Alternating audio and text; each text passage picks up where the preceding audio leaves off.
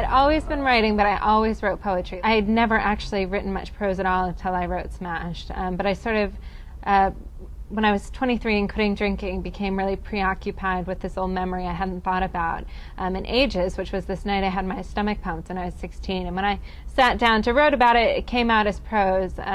And became later that chapter in Smashed. I really spilled Smashed, like I wrote it in 4 months, just like morning, noon, and night. There were days when I didn't leave my apartment at all and didn't collect the mail, and the snow just accumulated outside my window. But yeah, it really poured out of me, and I was, writing sentences in my dreams. And this new one, by comparison, it took like 4 years instead of 4 months.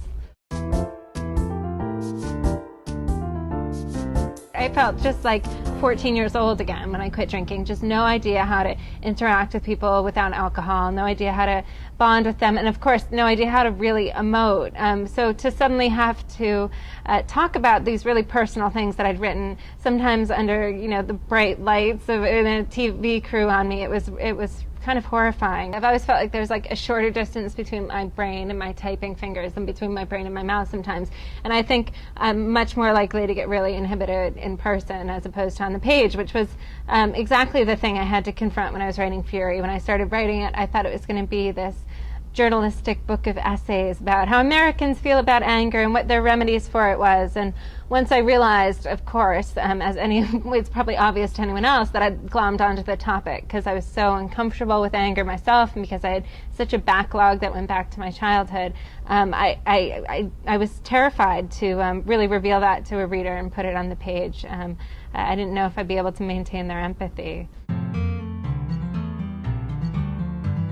Because I was so far behind and I got really caught up in my research, and at the beginning of writing Furry, I didn't want to admit that I was writing about anger because I was angry. I got really far behind, and so I ended up, when I decided to turn it into a memoir, almost writing it as I was living it. So it really became a book within a book, almost like the movie adaptation. And but I let it stay that way in the end, because I realized my defense mechanisms in life by realizing the defense mechanisms I used in the book, which is like occasionally when things got too emotional in my life, I would step back, get really academic, get really scholarly, pull out the facts and statistics and go to the experts as a way to letting anyone, prevent them from seeing who I really was, which is an emotional, flawed human being.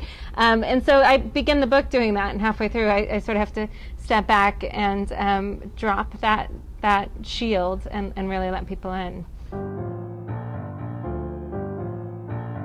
It became very clear once I sort of tapped into my anger that the source of it was in my family, and I knew I was going to have to reveal why I was angry at them and let it all out, and then hopefully, I do later then come to find a lot more compassion and forgiveness, and sort of understand that just in the way that I had always felt like they denied my emotions, I did the same thing to them. I was not a captive audience when they were angry and upset and depressed. But yeah, it was very difficult. I showed them this book as soon as I had a draft. Smashed, I showed it to them much further down in the process, and I really wanted them to feel like they could talk to me about it, about their feelings about it, that they could vet it and tell me if I'd remembered anything incorrectly. But it was still tough. I think our relationship was already on really, it was in a bad place long before I finished this book or wrote it.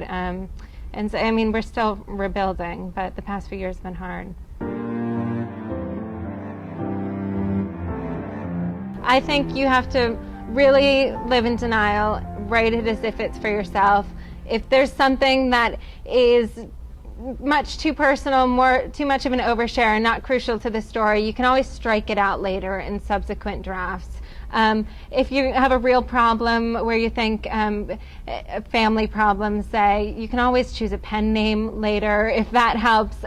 I think to just be as honest as you can. You can always go back and tone it down if you need to, but also to always be harder on yourself than you are on anyone else. You really don't want your reader to know anything about you as a memoirist that you're not aware of yourself. So it requires a lot of writing the scene, but then stepping back, making sense of it, being really self-reflective.